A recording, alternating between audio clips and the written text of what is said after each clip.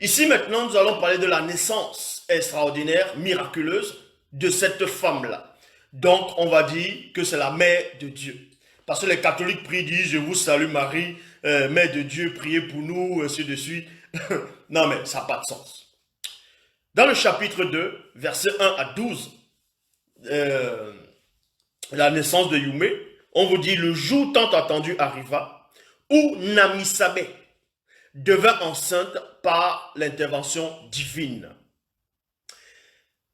Elle s'établit au milieu d'un village inconnu, des non-initiés, sous grande protection des plus puissants prophètes de Wassé, c'est-à-dire Afrique ancestrale de l'époque. Parce que il y avait quelqu'un d'extraordinaire qui devait se manifester. Et Yumé, dont vous allez appeler plus tard Marie, devait se manifester dans le visible, devait venir dans le visible. Donc pour cela, il fallait que quand elle est enceinte, quand Namisabé, sa maman, devint enceinte, il y aurait des choses qu'elle ne doit plus faire.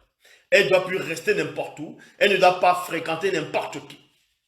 On vous dit ici qu'elle est allée s'établir au milieu d'un village inconnu des non-initiés, sous grande protection des plus puissants prophètes. Et c'était les prophètes majeurs de Wassé de l'Afrique ancestrale de l'époque. Pourquoi les prophètes, les plus puissants prophètes, doivent protéger cette femme-là, doivent protéger cette guerrière-là, doivent protéger cette femme initiée, exceptionnelle. Parce que l'enfant qui est là-dedans va bouleverser le système établi.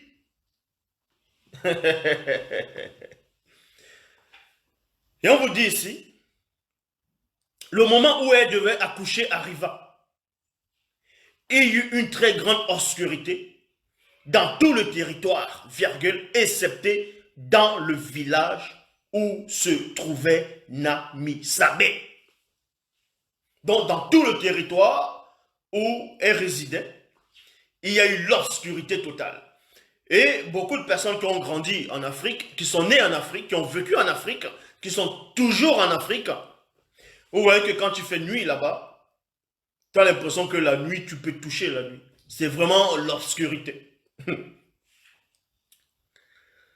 Soudain, une multitude d'apparitions d'entités du grand ordre des choses entourait le village.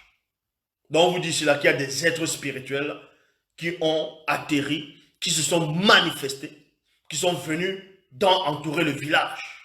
Namisabé mit donc au monde, sous la tutelle de l'entité en charge de naissance et l'entité en charge de l'introduction dans le visible, une très belle petite fille noire qu'elle nomma Eyumé. Eyumé. La petite fille avait le regard perçant et mystérieux, tout comme sa mère. Il y a point. Là, c'est la manifestation, c'est la venue d'Eyumé dans le visible, dans la réalité. Donc, c'est ce que vous allez appeler Marie, que maintenant beaucoup de gens vont trafiquer, ils vont dire c'est la reine du ciel, ils vont dire, ils vont donner toutes sortes de noms. Il y a eu beaucoup de falsifications sur Marie. Vous allez voir même en Afrique, dans les cathédrales, un peu partout, ils mettent la statue de la Vierge, elle est comme ça, elle est toujours comme ça, elle est toujours comme ça. Non mais, ça, ils ont plagié l'histoire d'Eyumé. Et c'était une noire. C'est pour cela que, même au Brésil, il y a toujours la Vierge noire. La petite fille avait le regard perçant et mystérieux, tout comme sa mère. Lorsque l'enfant sortit, elle ne poussa aucun cri.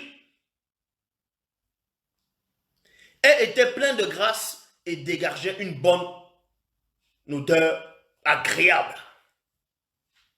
Une odeur plutôt agréable.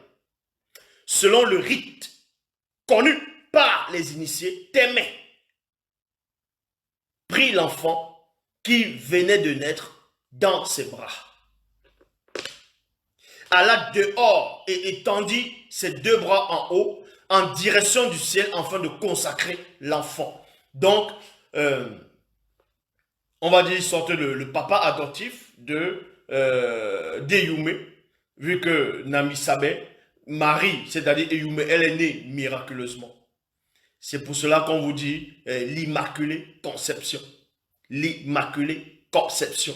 Elle est née miraculeusement, Marie, c'est-à-dire Eyumé, la mère de Christ. Et quand elle est née, le mari de sa mère, c'est-à-dire son père adoptif, bon, si vous voulez comprendre, pour les initiés, il n'y a pas la notion de père adoptif normalement. Quand tu adoptes un enfant, on ne va pas dire, oh, va ton papa adoptif, c'est ton père, tu l'acceptes, c'est comme ça.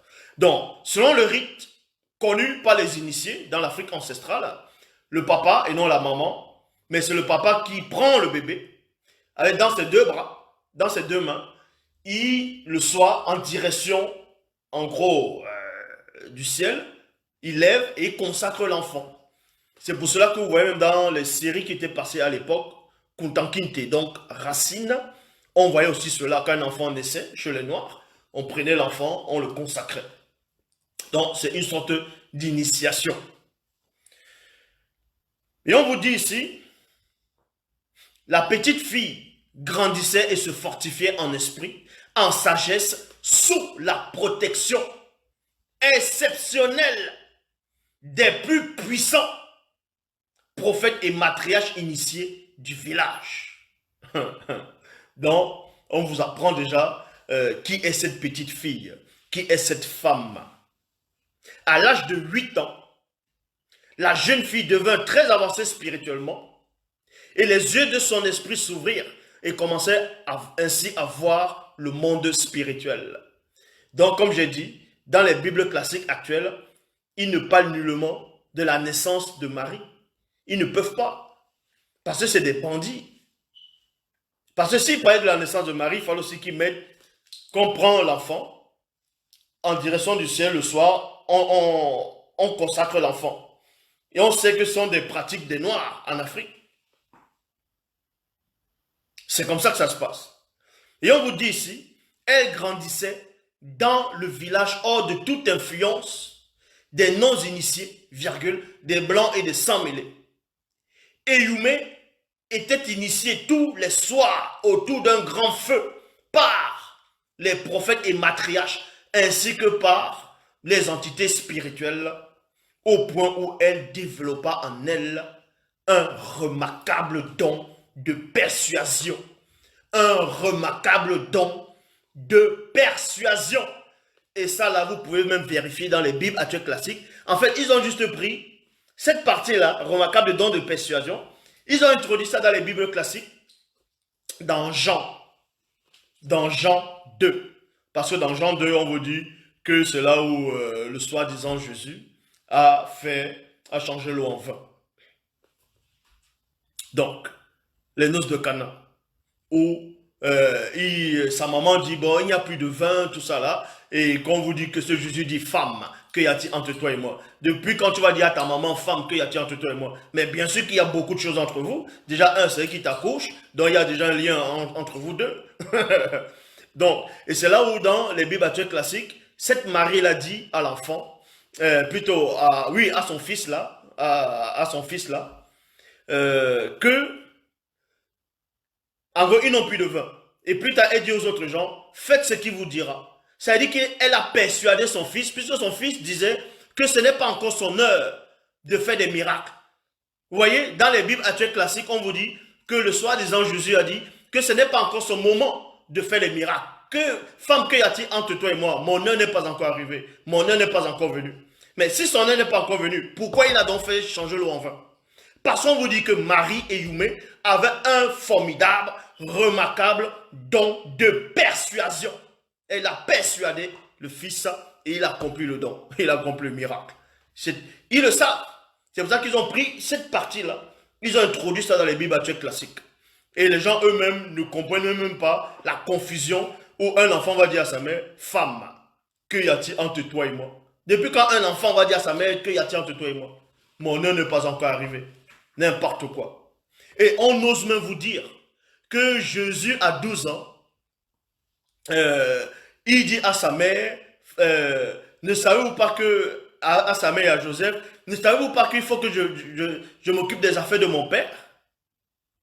Et on vous dit que Marie, elle est là comme ça, elle retient tout ça dans son cœur. Mais ça, c'est du n'importe quoi. Comment ça? Mais si Marie, si l'ange, selon les Bibles classiques, l'ange Gabriel vient voir Marie et parle de que l'enfant qui va venir, c'est un enfant exceptionnel. Les prophètes ont prophétisé sur l'enfant, mais comment Marie va encore être étonnée de voir un petit enfant de 12 ans dans le temple en train de parler au vieillard? Et que l'enfant dit, ne savez-vous pas qu'il faut que je m'occupe des affaires de mon père? Il va être étonné comment? Donc, vous voyez qu'ils se sont pressés de vite mélanger, d'écrire des romans, et ça ne tenait pas. Donc, dans la version authentique Bible, la seule Bible authentique, originelle, il est dit, Eyume était initié tous les soirs autour d'un grand feu. Et je dis encore, ceux qui ont grandi en Afrique, même les chamans, même les Abénakés, voyons les appeler les Abénakés, les Apaches, ainsi de suite, dans les tribus indiennes à l'époque, avant que l'école, comment on appelle ça, avant que les Européens ne viennent les massacrer là-bas, là, en Amérique. Aussi, ils aimaient rester autour du feu. Donc, en Afrique, à l'époque, on restait autour du feu. Il y avait des grands-mères, des grands-pères qui vous racontaient des histoires. C'est-à-dire, autrefois, c'était comme ça, c'était comme ça. Donc, ça, c'est des choses qui se produisaient. Et Yume était initié tous les soirs autour d'un grand feu par les prophètes et les matriarches, ainsi que par les initiés, les entités spirituelles, au point où elle développa en elle un remarquable don de persuasion. Quand Eyume te disait quelque chose, bah, tu montes, tu descends, tu vas le faire. La preuve, comme je vous ai dit, quand on vous dit que ce Jésus a changé l'eau en vin, mais vous pensez que c'est lui qui a voulu changer l'eau en vin? C'est sa mère qui lui a persuadé. Ça dit que si elle lui persuade... Non mais, et c'est là que vous comprenez pourquoi eux-mêmes c'est des bandits. Hein? C'est pour ça qu'ils disent Sainte Marie, Mère de Dieu. On n'a pas dit honore ton père et ta mère. Bon, maintenant on va dans Koudoumane chapitre 5 au verset 17. Vous devez savoir que cette femme-là, Eyume, ne devait pas être connue pour ce qu'elle était. Donc ce qu'on appelle Marie, dans Eyume, ne devait pas être connue pour celle qu'elle est réellement. Pourquoi? Parce que si on laissait la vraie histoire de cette femme extraordinaire, si on introduisait toute son histoire dans les Bibles classiques, ils n'allaient pas dominer sur les femmes en Europe, en Afrique, ainsi de suite. Les femmes allaient trouver un modèle, les femmes allaient trouver un étendard, allaient trouver un symbole pour se représenter. C'est pour cela qu'on représente toujours Marie, elle est là comme ça. Là. Comme si tu donnes une gifle, bam, elle tombe sur le cou. Vous voyez? Ils ont tout enlevé. Or, Eyume, c'était une guerrière redoutable, terrifiante pour le monde occulte, à un point où on vous dit, voici ce que Satan dit. Donc Satan, le Mundima Bobé, le mauvais esprit, répondit, parce que ce sont les Bamololoma Bongulane, c'est-à-dire les anges déchus, qui sont venus voir Satan pour lui dire, ça c'est dans la vraie histoire, que cette femme-là, cette jeune fille-là, c'était une petite fille, Eyume, donc elle dérangeait déjà trop les gens. Elle dérangeait les sorciers, les démons de toute race. Elle dérangeait, elle les fatiguait déjà. Elle et sa cousine, Kakane, dont vous appelez ce nom d'Élisabeth, la future mère de Jean le Baptiste, donc Djongale. Eyume, on vous dit qu'à un point où Satan lui-même va donner une sorte de révélation sur cette petite fille-là. Révélation, c'est quoi? C'est révéler l'action. Dans Koudoumane 5, verset 17, il est dit, Satan le Mundima Bobé, le mauvais esprit, répondit, cette jeune fille est la tante. Est la tante. Ce n'est pas la tante, c'est-à-dire une tante dans le frère d'un père ou non. Une tante, c'est un endroit comme une bâche, tout ça là, où on s'abrite. Donc, elle est la tante du témoignage et de la rencontre. Préparée pour recueillir l'un des deux visiteurs. L'Oba. Donc, vous voyez ici, Satan lui-même, dans le Mundima Bobé, parce que Satan, on l'appelle le Mundima Bobé dans la langue originelle. Le Mundima Bobé qui veut dire le mauvais esprit. C'était le tout premier esprit qui avait chuté. C'est pour ça qu'il est devenu mauvais. C'est pour ça qu'on dit dans la langue Sawa, Douala ancien, on dit le Mundima Bobé.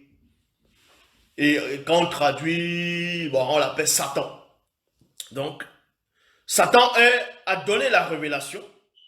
Il dit que cette jeune fille-là, non seulement elle est l'attente de la rencontre. Donc c'est un lieu de rencontre. Rencontre comment? C'est quoi le lieu de rencontre? On rencontre quoi? Elle va rencontrer qui? Satan? Non. Cette femme-là a été exceptionnellement préparée comme une tente, comme un lieu, comme un tabernacle, pour d'abord la rencontre. Rencontrer qui? Rencontrer l'un des puissants visiteurs. Koudoumane. Donc, Koudoumane, il va se manifester. Oh, bon, on ne va pas parler de Koudoumane de l'autre côté, mais on vous dit que c'est la tente du témoignage. Parce qu'elle, d'abord, c'est le témoignage. Elle, c'est le témoignage. Eh oui, révélation, c'est révéler l'action. Donc, c'est la tente du témoignage. On va témoigner. Et ensuite de la rencontre, préparée pour recueillir l'un des deux visiteurs dont on vous apprend ici. Depuis la prophétie, depuis l'ancien temps, on vous dit qu'il y a toujours deux visiteurs. Il y a deux personnages qui vont venir intriguer le monde, qui vont venir dans le visible, qui vont se manifester, qui vont se débrouiller. Et eux, ils le savent. C'est pour ça qu'ils ont vite fait de rédiger les fausses Bibles traduites. Ils sont allés, on va mettre dans Jean 3,16. Dieu t'entend aimer le monde qu'il a donné son Fils unique, afin que quiconque croit qu'en lui ne périsse point, mais qu'il ait la vie éternelle. Donc vous voyez que c'est faux. On vous dit que Jésus est le Fils unique de Dieu. Alors que quand vous lisez dans les mêmes Bibles, dans Genèse chapitre 6, on vous dit que les fils de Dieu. Vous lisez dans Job, on vous dit les fils de Dieu viennent se placer devant Dieu, à côté de Dieu. Et on ose dire qu'il y a un seul sauveur, un seul médiateur. Vous savez c'est quoi un médiateur? On ose vous dire qu'il y a un seul médiateur entre Dieu et les hommes. Parce que Moïse dans la Bible actuelle classique n'était pas un médiateur. Tous les prophètes n'étaient pas des médiateurs. Donc arrêtez un peu de délirer. Donc ici, dans Koudoumane chapitre 13, versets 6 à 21, Eyoumé enceinte. Parce qu'elle aussi, elle devient enceinte plus tard. Mais on n'a pas parlé de toute son enfance. Vous devez comprendre que l'enfance de Youmé, quand elle était petite, elle a lutté, elle a fait des combats spirituels très intenses. Elle était avec sa sœur. Vous voyez? Non, avec sa sœur spirituelle, donc qui est sa cousine, Kakane, dont vous appelez Elisabeth. Elles ont initié beaucoup de femmes. Il y avait des sorciers, des sorcières qui ont tremblé devant elle, des sirènes des eaux, dont les sirènes des airs, ainsi de suite. Et même les démons de toute race, même Satan lui-même, il a dit oui. On va pas dire il a donné le café, mais il a respecté Youmé. Eh oui, il a respecté Youmé. Donc, plus tard, Youmé a fait la rencontre de Kola Ita, donc qui est Joseph, dont vous appelez dans la Bible sur le nom de Joseph. Mais dans les Bibles actuelles classiques, on ne vous dira jamais. On ne vous dira jamais. Parce qu'il y a des choses qui vont juste extirper, ils vont juste mettre, et beaucoup de gens vont tomber là-dedans. On vous dit que la parole de Dieu, la Bible n'est pas la parole de Dieu, mais les gens sont là. Ah non, tant te combattre la Bible, tant te combattre Dieu, tant te combattre Jésus. C'est qui ça, Jésus? Depuis qu'on a la parole de Dieu, il y a des contradictions. S'il y a la contradiction dans sa parole, le monde entier, l'univers, n'aura même pas d'équilibre. Ça va sombrer.